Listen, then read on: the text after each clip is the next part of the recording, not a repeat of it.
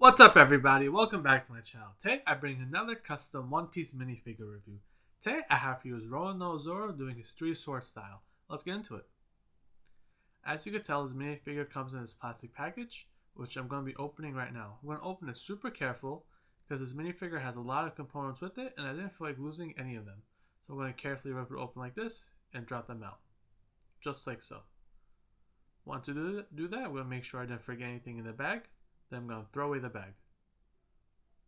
Perfect. Now let's see what we get. Right off the bat, we see that we get a little background poster of Roronoa Zoro. There we go. A little 360 view on that. Then we get a 4x6 display base, in which you can use to display the poster and minifigure. We'll show that at the end of the video. Then we have the bottom part of his jacket, where he takes it off. A little 360 view on that. We have the minifigure himself, Roronoa Zoro. You can see that the legs and waist move and function, and the head rotates as well. You can see that this minifigure has two different facial expressions on it. Here it is. You could change them by just twisting the head. There we go. Next we have his 3 swords. Here they are. Here's 2 out of the 3 with a crazy amount of details to it. Here they are. Every time I unbox a Zoro minifigure, I'm in love with the swords. I feel like all the detail they put into it is worth it, in my opinion.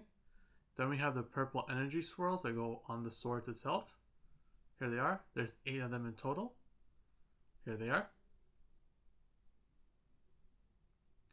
Then we have his green hair with the little earrings on top of it, on the bottom of it.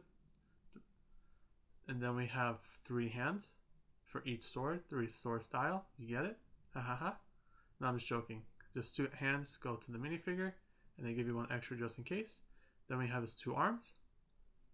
Then we have this clear part that goes in between his neck and body, or around his neck to hold the sword.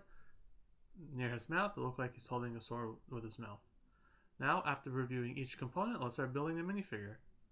Right off the bat, I decided to attach the hair, but before I did that, I want to see how the hair looks on each facial expression.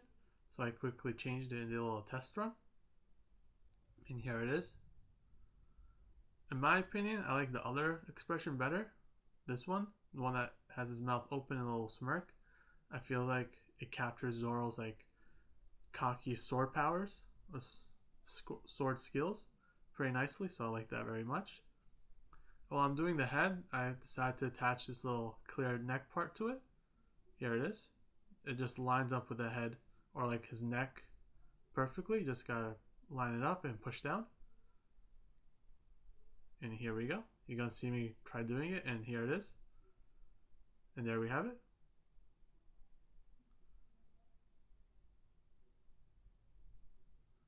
Now let's put that back onto the minifigure, or the body of the minifigure.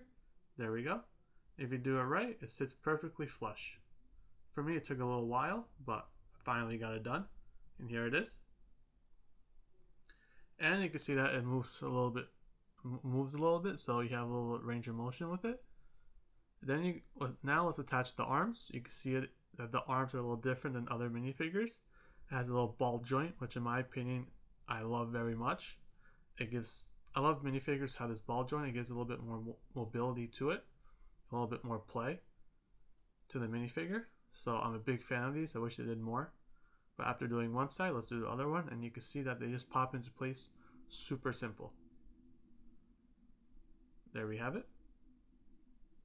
Now the next component I'm going to install are the hands. For me, the hands were the most difficult part to install. They did not want to go inside the holes of the arms, so you can see me struggling with it a little bit.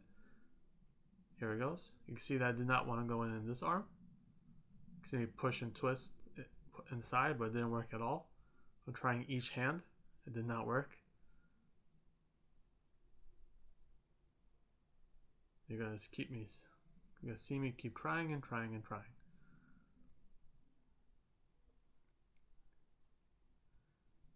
And after I did that, I decided to just leave it and go to the next one.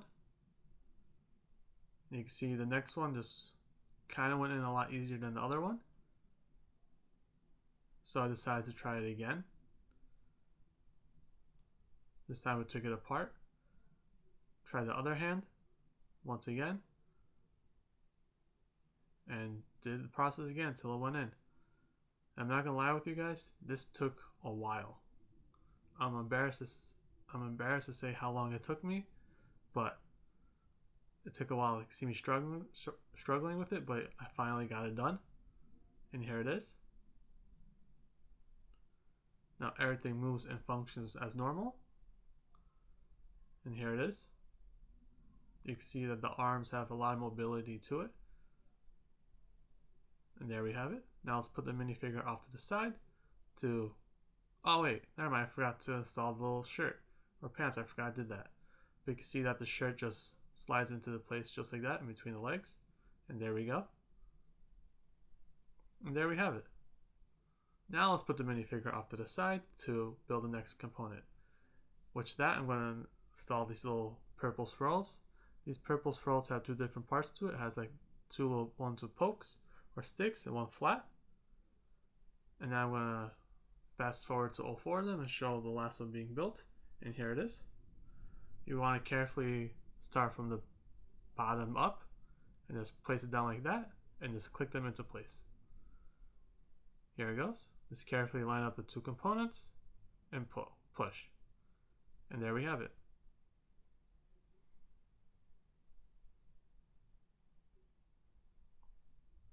And here we have it. This is how it's supposed to look like. Now we can install it with the swords. Looking at it carefully, you can see that there's a little cutout for the swords. You just want to carefully line it up and push down. And it should go down pretty simple. And there we have it. I want to be careful as well that putting down the swords can't split them open. The way that this was designed is that the seam that connects the two swirls together also matches up with the sharp part of the blade. So keep that in mind when you're building yours. But after getting one done, I decided to do the other one.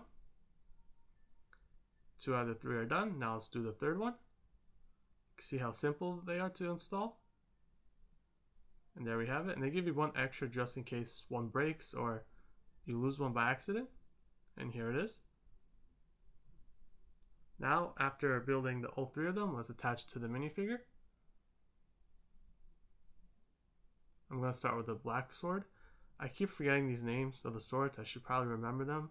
But for now, I'm just going to call it the black sword because of the black handle. Then we have the red one because of the red handle. And now we have the other one.